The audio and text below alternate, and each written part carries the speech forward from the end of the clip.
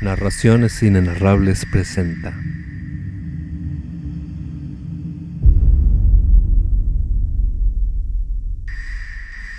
de Howard Phillips Lovecraft.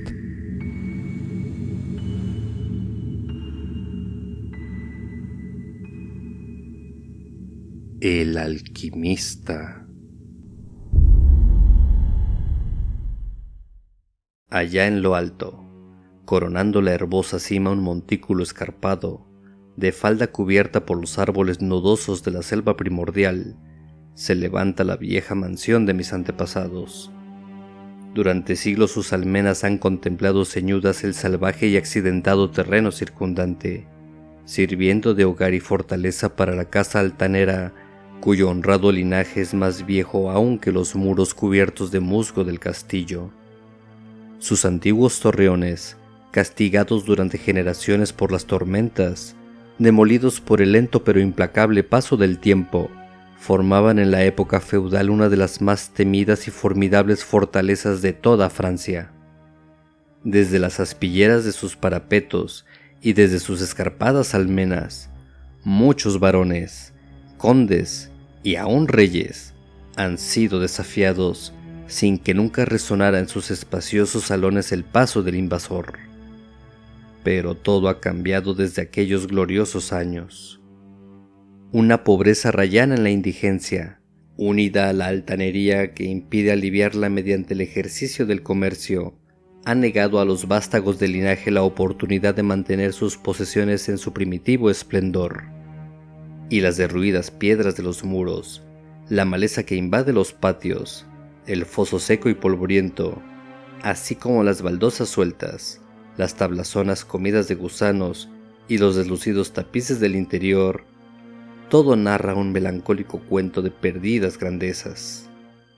Con el paso de las edades, primero una, luego otra, las 4 torres fueron derrumbándose, hasta que tan solo una sirvió de cobijo a los tristemente menguados descendientes de los otrora poderosos señores del lugar.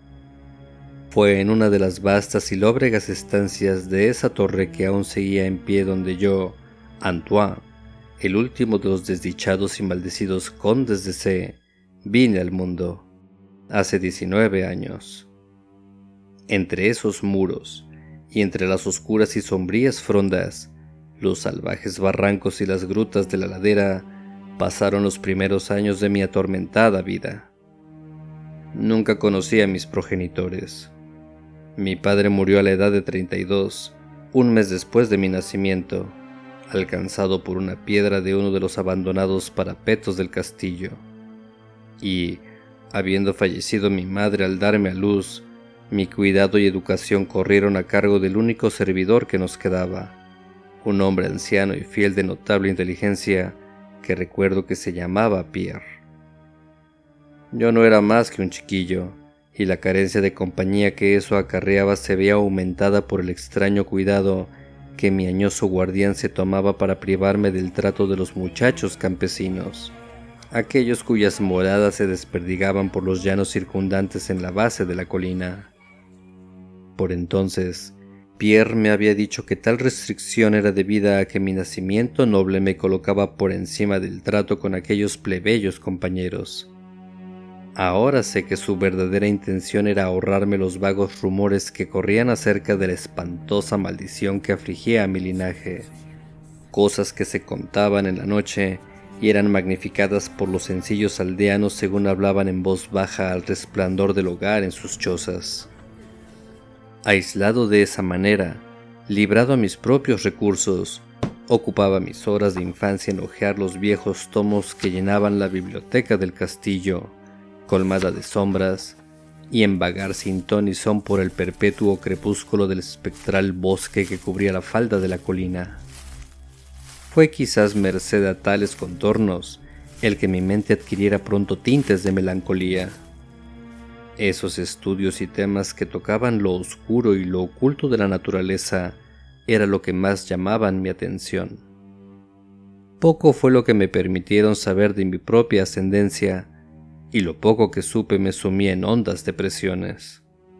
Quizás, al principio, Fue solo la clara renuencia mostrada por mi viejo preceptor a la hora de hablarme de mi línea paterna lo que provocó la aparición de ese terror que yo sentía cada vez que se mentaba mi gran linaje. Aunque al abandonar la infancia conseguí fragmentos inconexos de conversación, dejados escapar involuntariamente por una lengua que ya iba traicionándolo con la llegada de la senilidad y que tenían alguna relación con un particular acontecimiento que yo siempre había considerado extraño y que ahora empezaba a volverse turbiamente terrible. A lo que me refiero es a la temprana edad en la que los condes de mi linaje encontraban la muerte. Aunque hasta ese momento había considerado un atributo de familia el que los hombres fueran de corta vida, más tarde reflexioné en profundidad sobre aquellas muertes prematuras y comencé a relacionarlas con los desvaríos del anciano, que a menudo mencionaba una maldición que durante siglos había impedido que las vidas de los portadores del título sobrepasasen la barrera de los 32 años. En mi 22º cumpleaños, el añoso Pierre me entregó un documento familiar que, según decía, había pasado de padre a hijo durante muchas generaciones y había sido continuado por cada poseedor. Su contenido era de lo más inquietante, y una lectura pormenorizada confirmó la gravedad de mis temores. En ese tiempo, mi creencia en lo sobrenatural era firme y arraigada. De lo contrario, hubiera hecho a un lado con desprecio el increíble relato que tenía ante los ojos. El papel me hizo retroceder a los tiempos del siglo XIII, cuando el viejo castillo en el que me hallaba era una fortaleza temida e inexpugnable.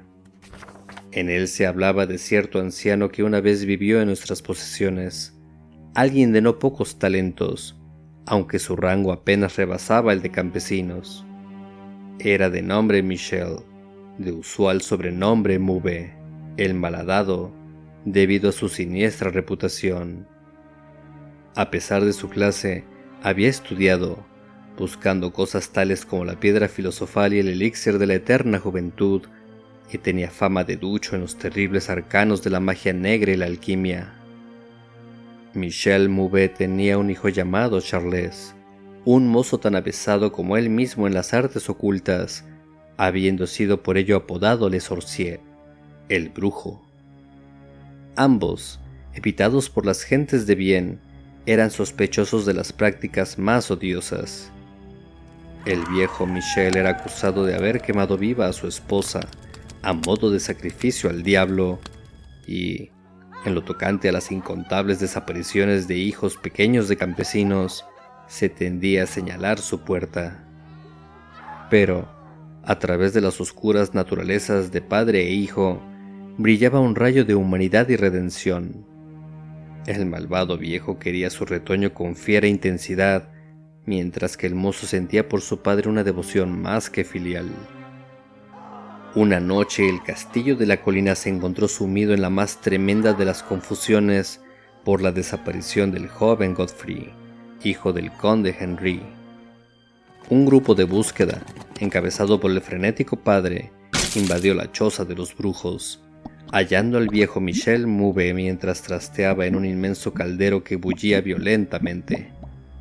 Sin más demora, llevado de furia y desesperación desbocadas, el conde puso sus manos sobre el anciano mago y, al aflojar su abrazo mortal, la víctima ya había expirado. Entretanto, los alegres criados proclamaban el descubrimiento del joven Godfrey en una estancia lejana y abandonada del edificio, anunciándolo muy tarde, ya que el pobre Michel había sido muerto en vano. Al dejar el conde y sus amigos la mísera cabaña del alquimista, la figura de Charles Le Sorcier hizo acto de presencia bajo los árboles. La charla excitada de los domésticos más próximos le reveló lo sucedido, aunque pareció indiferente en un principio el destino de su padre. Luego, yendo lentamente al encuentro del conde, pronunció con voz apagada pero terrible la maldición que, en adelante, afligiría la casa de C. Nunca sea que un noble de tu estirpe homicida viva para alcanzar mayor edad de la que ahora posees. proclamó cuando, repentinamente, saltando hacia atrás al negro bosque, sacó de su túnica una redoma de líquido incoloro que arrojó al rostro del asesino de su padre, desapareciendo al amparo de la negra cortina de la noche.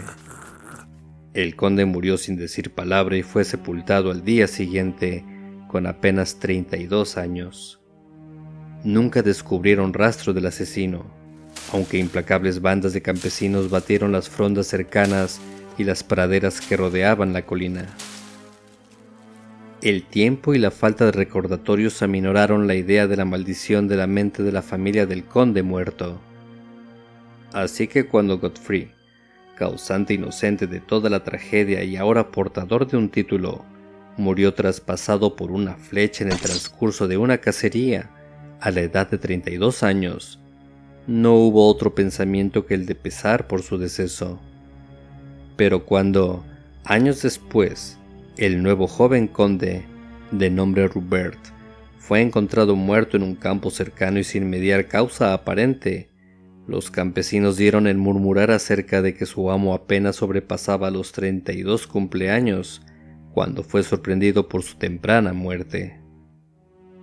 Louis, hijo de Rupert, fue descubierto ahogado en el foso a la misma fatídica edad, y, desde ahí, la crónica ominosa recorría los siglos. Henrys, Ruperts, Antoines y Armands privados de vidas felices y virtuosas cuando apenas rebasaban la edad que tuviera su infortunado antepasado al morir. Según lo leído, parecía cierto que no me quedaban sino 11 años.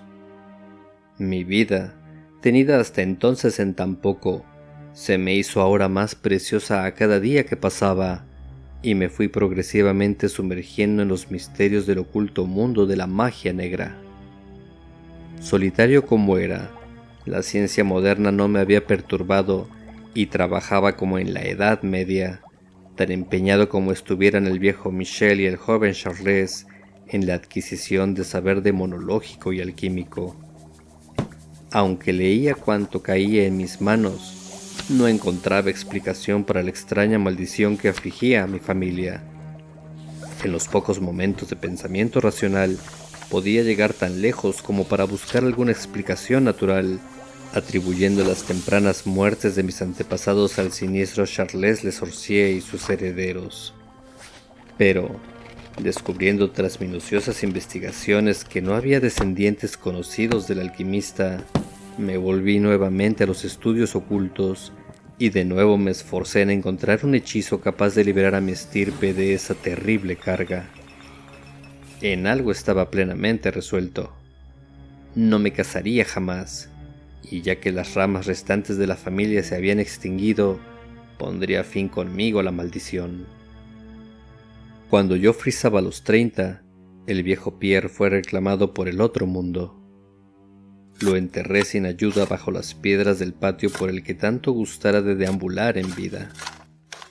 Así quedé para meditar en soledad, siendo el único ser humano de la gran fortaleza, y en el total aislamiento mi mente fue dejando de rebelarse contra la maldición que se avecinaba para casi llegar a acariciar ese destino con el que se habían encontrado tantos de mis antepasados. Pasaba mucho tiempo explorando las torres y los salones ruinosos y abandonados del viejo castillo que el temor juvenil me había llevado a rehuir y que, al decir del viejo Pierre, no habían sido hollados por ser humano durante casi 4 siglos. Muchos de los objetos hallados resultaban extraños y espantosos.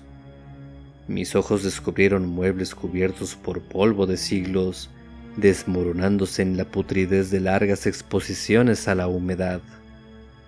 Telarañas en una profusión nunca antes vista brotaban por doquier, e inmensos murciélagos agitaban sus alas huesudas e inmensas por todos lados en las, por otra parte, vacías tinieblas.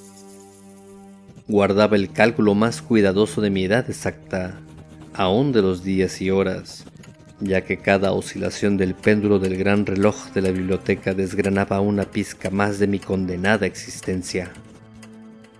Al final estuve cerca del momento tanto tiempo contemplado con aprehensión.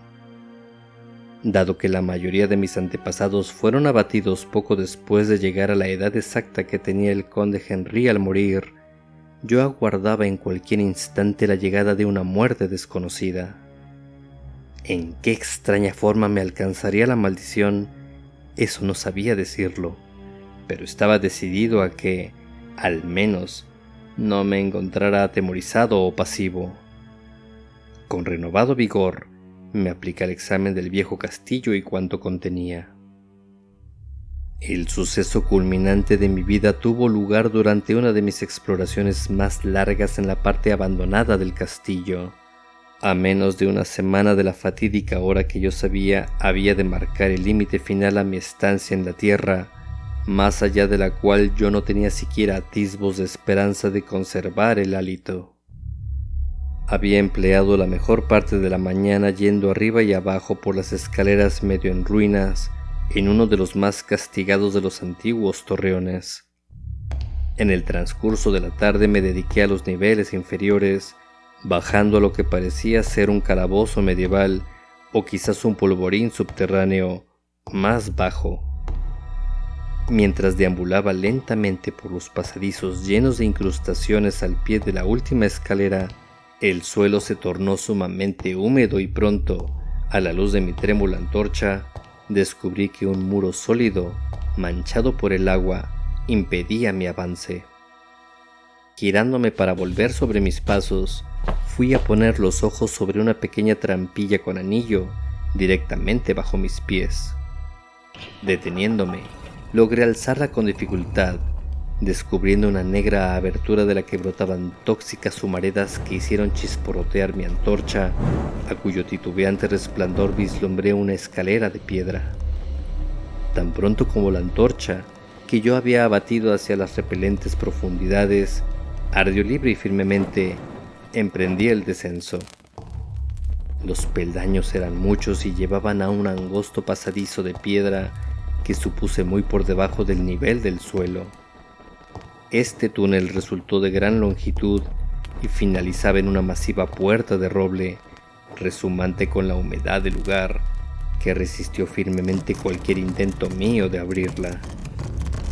Cesando tras un tiempo en mis esfuerzos, me había vuelto un trecho hacia la escalera, cuando sufrí de repente una de las impresiones más profundas y enloquecedoras que pueda concebir la mente humana. Sin previo aviso, escuché crujir la pesada puerta a mis espaldas, girando lentamente sobre sus oxidados goznes. Mis inmediatas sensaciones no son susceptibles de análisis. Encontrarme en un lugar tan completamente abandonado como yo creía que era el viejo castillo, ante la prueba de la existencia de un hombre o un espíritu, provocó a mi mente un horror de lo más agudo que pueda imaginarse. Cuando al fin me volví y encaré la fuente del sonido, mis ojos debieron desorbitarse ante lo que veían. En un antiguo marco gótico se encontraba una figura humana. Era un hombre vestido con un casquete y una larga túnica medieval de color oscuro. Sus largos cabellos y frondosa barba eran de un negro intenso y terrible, de increíble profusión. Su frente, más alta de lo normal. Sus mejillas, consumidas, llenas de arrugas, y sus manos largas, semejantes a garras y nudosas, eran de una mortal y marmórea blancura como nunca antes viera en un hombre. Su figura, enjuta hasta asemejarla a un esqueleto, estaba extrañamente cargada de hombros y casi perdida dentro de los voluminosos pliegues de su peculiar vestimenta. Pero lo más extraño de todo eran sus ojos, cavernas gemelas de negrura abisal, profundas en saber, pero inhumanas en su maldad. Ahora se clavaban en mí, lacerando mi alma con su odio, manteniéndome sujeto al sitio. Por fin, la figura habló con una voz retumbante que me hizo estremecer debido a su honda impiedad e implícita malevolencia. El lenguaje empleado en su discurso era el decadente latín usado por los menos eruditos durante la Edad Media, y pude entenderlo gracias a mis prolongadas investigaciones en los tratados de los viejos alquimistas y demonólogos. Esa aparición hablaba de la maldición suspendida sobre mi casa, anunciando mi próximo fin, e hizo hincapié en el crimen cometido por mi antepasado contra el viejo Michel Mouvet, recreándose en la venganza de Charles Le Sorcier.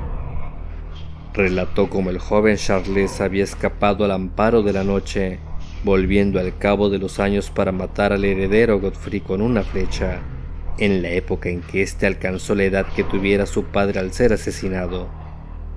Cómo había vuelto en secreto al lugar, estableciéndose ignorado en la abandonada estancia subterránea, la misma en cuyo umbral se recortaba ahora el odioso narrador. Cómo había apresado a Rupert, hijo de Godfrey, en un campo, forzándolo a ingerir veneno y dejándolo morir a la edad de 32, manteniendo así la loca profecía de su vengativa maldición. Entonces me dejó imaginar cuál era la solución de la mayor de las incógnitas, cómo la maldición había continuado desde el momento en que, según las leyes de la naturaleza, Charles Le Sorcier hubiera debido morir, ya que el hombre se perdió en digresiones, hablándome sobre los profundos estudios de alquimia de los dos magos, padre e hijo, y explayándose sobre la búsqueda de Charles Le Sorcier del elixir que podría garantizarle el goce de vida y juventud eternas. Por un instante su entusiasmo pareció desplazar de aquellos ojos terribles el odio mostrado en un principio, pero bruscamente volvió el diabólico resplandor y, con un estremecedor sonido que recordaba el siseo de una serpiente, alzó una redoma de cristal con evidente intención de acabar con mi vida, tal como hiciera Charles Le Sorcier 600 años antes con mi antepasado. Llevado por algún protector instinto de autodefensa, luché contra el encanto que me había tenido inmóvil hasta ese momento y arrojé mi antorcha, ahora moribunda, contra el ser que amenazaba mi vida. Escuché cómo la ampolla se rompía de forma inocua contra las piedras del pasadizo, mientras la túnica del extraño personaje se incendiaba, alumbrando la horrible escena con un resplandor fantasmal. El grito de espanto y de maldad impotente que lanzó el frustrado asesino resultó demasiado para mis nervios, ya estremecidos, y caí desmayado al suelo fangoso. Cuando por fin recobré el conocimiento, todo estaba espantosamente a oscuras y, recordando lo ocurrido, temblé ante la idea de tener que soportar aún más. Pero fue la curiosidad lo que acabó imponiéndose. ¿Quién, me preguntaba, era este malvado personaje? ¿Y cómo había llegado al interior del castillo? ¿Por qué podía querer vengar la muerte del pobre Michel Mouvet? ¿Y cómo se había transmitido la maldición durante el gran número de siglos pasados desde la época de Charles Le Sorcier? El peso del espanto, sufrido durante años, desapareció de mis hombros, ya que sabía que aquel a quien había abatido era lo que hacía peligrosa la maldición, y, viéndome ahora libre, ardía en deseos de saber más del ser siniestro que había perseguido durante siglos a mi linaje, y que había convertido mi propia juventud en una interminable pesadilla. Dispuesto a seguir explorando, me tanteé los bolsillos en busca de eslabón y pedernal, y encendí la antorcha de repuesto. Enseguida, la luz renacida reveló el cuerpo retorcido y achicharrado del misterioso extraño. Esos ojos espantosos estaban ahora cerrados. Desasosegado por la visión, me giré y accedí a la estancia que había al otro lado de la puerta gótica. Allí encontré lo que parecía ser el laboratorio de un alquimista. En una esquina se encontraba una inmensa pila de reluciente metal amarillo que centelleaba de forma portentosa a la luz de la antorcha. Debía de tratarse de oro, pero no me detuve a cerciorarme, ya que estaba afectado de forma extraña por la experiencia sufrida. Al fondo de la estancia había una abertura que conducía a uno de los muchos barrancos abiertos en la oscura ladera boscosa. Lleno de asombro, aunque sabedor ahora de cómo había logrado ese hombre llegar al castillo, me volví. Intenté pasar con el rostro vuelto junto a los restos de aquel extraño, pero, al acercarme, Creí oír exhalar débiles sonidos, como si la vida no hubiera escapado por completo de él. Horrorizado, me incliné para examinar la figura acurrucada y abrazada del suelo. Entonces esos horribles ojos, más oscuros que la cara quemada donde se albergaban, se abrieron para mostrar una expresión imposible de identificar. Los labios agrietados intentaron articular palabras que yo no acababa de entender. Una vez capté el nombre de Charles Le Sorcier, y en otra ocasión pensé que las palabras años y maldición brotaban de esa boca retorcida. A pesar de todo, no fui capaz de encontrar un significado a su habla entrecortada. Ante mi evidente ignorancia, los ojos como pozos relampaguearon una vez más malévolamente en mi contra, hasta el punto de que, inerme como veía a mi enemigo, me sentí estremecer al observarlo. Súbitamente, aquel miserable, animado por un último rescoldo de energía, alzó su espantosa cabeza del suelo húmedo y hundido. Entonces, recuerdo que, estando yo paralizado por el miedo, recuperó la voz y con aliento agonizante vociferó las palabras que en adelante habrían de perseguirme durante todos los días y las noches de mi vida. ¡Necio!, gritaba. No puedes adivinar mi secreto. No tienes bastante cerebro como para reconocer la voluntad que durante 6 largos siglos ha perpetuado la espantosa maldición sobre los tuyos. No te he hablado del gran elixir de la eterna juventud. ¿No sabes quién desveló el secreto de la alquimia? Pues fui yo. Yo que he vivido durante 600 años para perpetuar mi venganza. Porque yo soy Charles Le Sorcier.